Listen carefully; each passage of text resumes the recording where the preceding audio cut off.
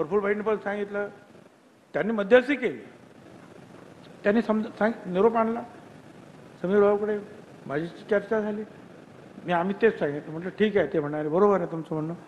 अजितदादांशी बोललो, अजितदादांना समजावून सांगितलं, अजितदादा म्हणाले ठीक आहे बसू आणि चर्चा करू. पण दुर्दैवाने ते कधी बसले नाहीत आणि पुढे काही चर्चा झालीच नाही. जे मला कळलं ते आज मी सांगितलं, प्रफुल्ल पटेल यांनी सुद्धा प्रयत्नाची पराकाष्ठा केली, तुम्ही असं करू नका.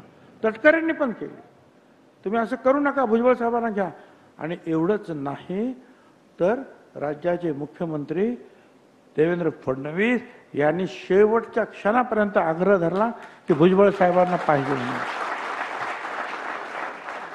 सतत 4 दिवस त्यांच्या मागे होते, शेवटच्या क्षणापर्यंत की असं करू नका, हे चुकीचं होईल फार. नाही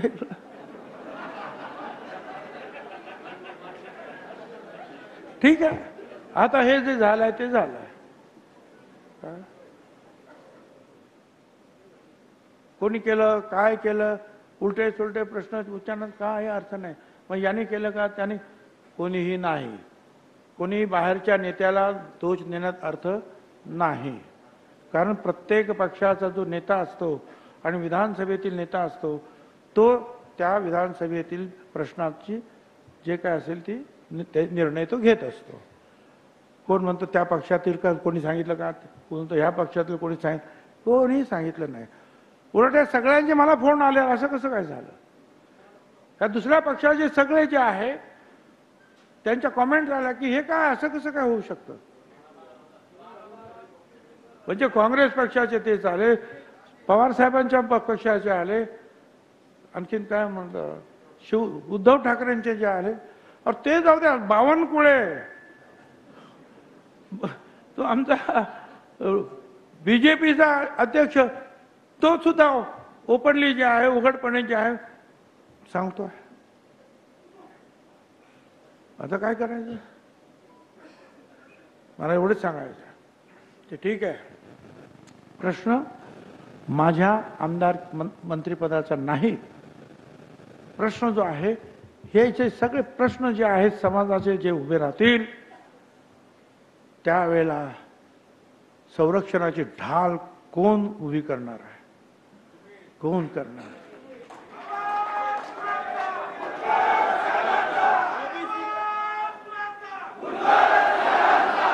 मंत्रिपद जे आहे, मंत्रिपद किती वेळा आली, मंत्रिपद किती वेळा आलीत आणि किती वेळा गेली. विरोधी पक्षात सुद्धा बसावं लागलं, बसलो ना, विरोधी पक्ष नेता म्हणून सुद्धा काम केलं ना कितीतरी वेळा. तर त्याचं काय एवढं काय दुःख. पण आता सरकार एवढं सगळं ओबीसीनी तुम्हाला दिल्यानंतर हे असं का, हा प्रश्न जो आहे राज्यातील आणि देशातील सुद्धा अनेकांना पडलेला आहे की भाई का असं आहे. हा प्रश्न आहे की का, कशासाठी, याच्या पाठीमागे हेतू काय तुमचा, काय हेतू आहे याचा, काय बिघडलं असं. ठीक आहे, मंत्रिपद नसेल तर रस्त्यावर मी आहे ना, लढणार, आम्ही बोलू, तो मुद्दा नाही. सभागृहात सुद्धा मी आहे, लढणार, बोलणार. परंतु एक जे आहे अवहेलना करण्याचं शल्य जे आहे ते मनामध्ये जे आहे डाचतंय. हे असं का, कुणासाठी. मला आपल्याला एवढं सांगायचं, अनेकांनी जे आहेत काही सूचना सुद्धा केल्या, असं करा, तसं करा, येऊ करा, तेव्हा करा, सगळ्यांशी चर्चा करावी लागेल. मी आता परत उद्या परवा मुंबईला जाणार आहे. मुंबईला तुम्हाला सगळ्यांना कल्पना आहे, आपले बाकीचे जे काही इतर ओबीसीचे जे लीडर्स आहेत, एल्गारमधले लीडर्स आहेत, त्यांचे फोन येत आहेत, आम्हाला भेटायचं, आपण चर्चा करायची, त्यांच्याबरोबर चर्चा करावी लागेल. देशातील, राज्यातील इतर काही लोकांवर चर्चा करावी लागेल आणि नंतर जे काय ते आपल्याला कदाचित पाऊल उचलावं लागेल. घाई करून जे आहे हे प्रश्न सुटत नाही.